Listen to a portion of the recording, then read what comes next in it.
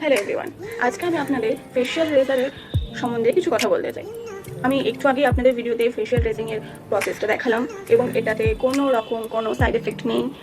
আচ্ছা, আপনারা যদি একটা ভালো রেজার এবং সেই রেজারটা খুব বেশি রিপিটেডলি আপনারা ইউজ করবেন না, অ্যাটলিস্ট 3 to 4 টাইমস আপনারা ওটা ইউজ করুন, তারপরে ওটা ফেলে দিন, দিয়ে আপনারা ডেফিনেটলি একটা নতুন রেজার ইউজ করবেন। আচ্ছা, আরও আমি কিছু কথা বলি।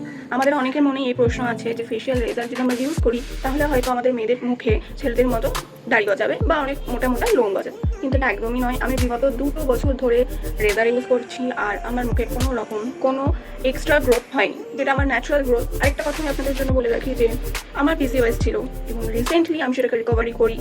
আমার 2 মান্থস আগে আমি রিপোর্ট করি আর সেখানে আমার রিপোর্টে আসে যে না, আমি ঠিক আছি, আমার আর কোনো রকম কিছু নেই।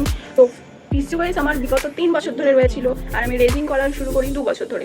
কারণ আপনারা হয়তো এটাই ভাববেন, যদি আমি এই টাইমিংটা এই জন্য উল্লেখ করলাম, নাহলে হয়তো আপনারা ভাববেন যে রেজার ইউজ করছি বলেই আমার ফেসে আরও বেশি গ্রোথ হয়েছে, কিন্তু একদমই না। আমার পিসিওএসের কারণে আমার মুখে অনেক পরিমাণে হেয়ার গ্রোথ হয়।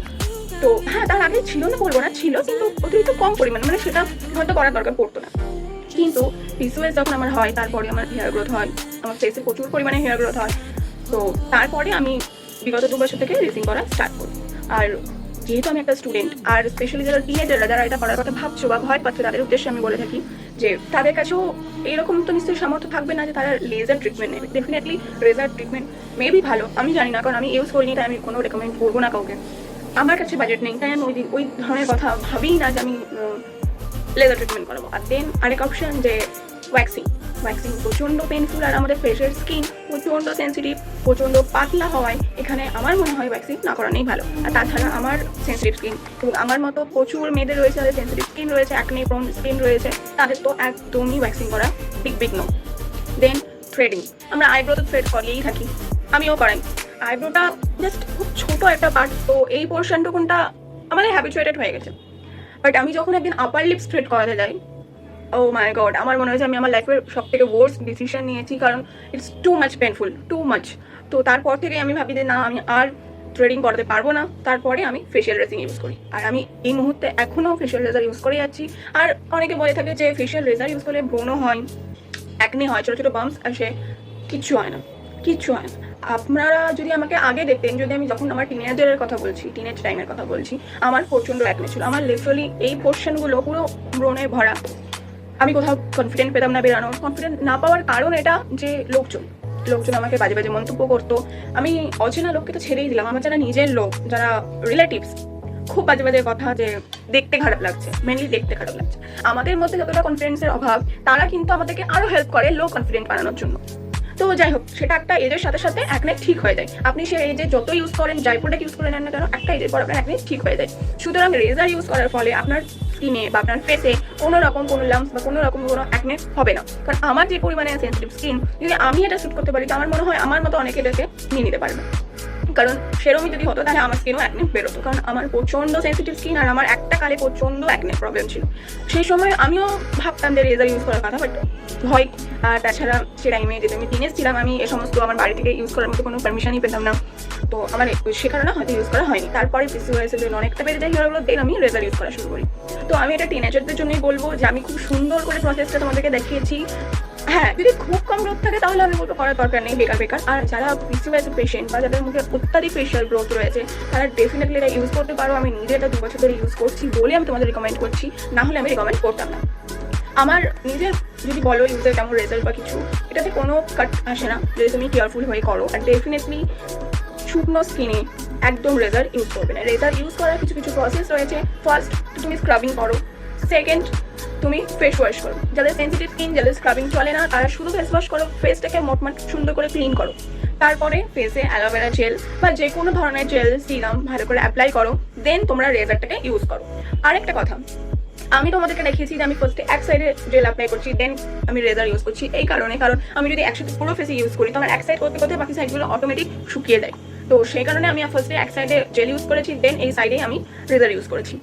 রেজার ইউজ করার পদ্ধতিটাও আমি খুব সুন্দর করে দেখিয়েছি যে কীভাবে রেজার ইউজ করা হয় আর কীভাবে রেজার ইউজ করলে তোমাদের হেয়ার গ্রোথও হবে না। আরেকটা কথা, রেজার ইউজ করার পর ডেফিনেটলি এটা একদম মাস্ট, টোনার, সিরাম আর বেশি করে ময়শ্চারাইজার লাগানো উচিত। রেজার ইউজ করার কিছু কিছু প্রসেস রয়েছে, যেরকম আগের প্রসেসগুলো আমি তোমাদেরকে আগে দেখিয়ে দিয়েছি কীভাবে ইউজ করতে হয়। Face wash, then applying any kind of gel or serum, then তোমরা রেজার ইউজ করো। রেজার ইউজ করার প্রসেসটা আমি বলা হচ্ছে আমার ভিডিওতে। তারপরে আবার ফেস ওয়াশ করো, দেন তোমরা সেখানে ডেফিনেটলি একটা ভালো hydrated toner, serum and moisturiser.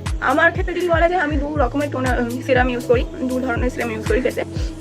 তারপরে ময়শ্চারাইজার। স্কিনটাকে বেশি বেশি করে ময়শ্চারাইজিং রাখো, তাহলে তোমাদের স্কিন একদম সফট থাকবে। এটা অনেকের ভুল ধারণা যে রেজার ইউজ করার পর স্কিন রাফ হয়ে যায়, স্কিনের টেক্সচার রাফ হয়ে যায়, সেটা নয়। তোমরা যদি ভালো করে ময়শ্চারাইজার ইউজ করো, বা এই মুহূর্তে ধরুন এখন তো সকাল, এখন আমি এতটা ময়শ্চারাইজার ইউজ করতে পারবো না, রাত্রেবেলা ময়শ্চারাইজার ভালো করে ইউজ করে ঘুমাবে। অ্যাটলিস্ট রেজার ইউজ করার পর 2 দিন অন্তত পক্ষে তোমাদেরকে খুব ভালো করে ময়শ্চারাইজারটা ইউজ করতে হবে, তাহলে তোমাদের ফেস ডেফিনেটলি সফট থাকবে এবং কোনো রাফনেস আসবে না।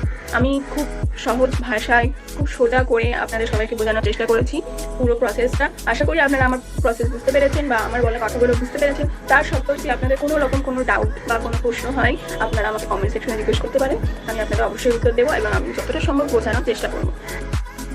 হ্যালো, আজকে আমি আপনাদের ফেশিয়াল রেজার কীভাবে ইউজ করা হয় সেটা দেখাচ্ছি। ফার্স্টে আমি আমার ফেসটা খুব ভালোভাবে ক্লিন করে এক্সেস ওয়াটারটাকে মুছে নিয়েছি। তারপর আমার চুল একটু ডিস্টার্ব করছিল, তাই আমি এখানে একটা পিন দিয়ে সেটাকে সিকিওর করে নিয়েছি। আচ্ছা, খালি ফেসে ড্রাই স্কিনে কিন্তু রেজার একদমই ইউজ করা চলবে না, তাই যে কোনো ফেশিয়াল অয়েল বা জেল আপনারা ইউজ করতে পারেন। আমি এখানে অ্যালোভেরা জেল ইউজ করেছি। আমি এই রেজারটা এই কারণে প্রেফার করে থাকি কারণ এটা ফোল্ডেবল এবং এটা ট্রাভেল ফ্রেন্ডলি। আপনারা যে কোনো সময় এটাকে বাইরে নিয়ে যেতে পারেন এবং এতে করে কোনো কিছু কাটার কোনো সম্ভাবনাই থাকে না। আচ্ছা, আমি এখানে আপনাদের দেখাচ্ছি কিভাবে আমি এটা ইউজ করছি।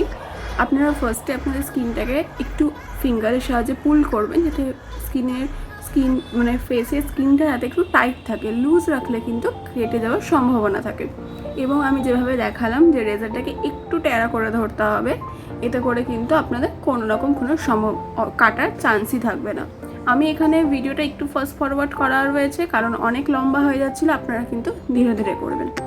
দেন সবথেকে টাফেস্ট পার্ট আমাদের আইব্রোটাতেও আমি কিন্তু খুব ভালোভাবে জেল অ্যাপ্লাই করে নিয়েছি এবং আবার ফিঙ্গারের সাহায্যে একটু আমার স্কিনটাকে পুল করছি। দেন আমি দেখুন কি সুন্দরভাবে এবং কত সহজে আমি আমার আইব্রোটা বাড়িতেই করে নিতে পারছি। তাই আলাদা করে পার্লারে গিয়ে সময় নষ্ট করা বা টাকা খরচা করার কোনো মানেই হয় না।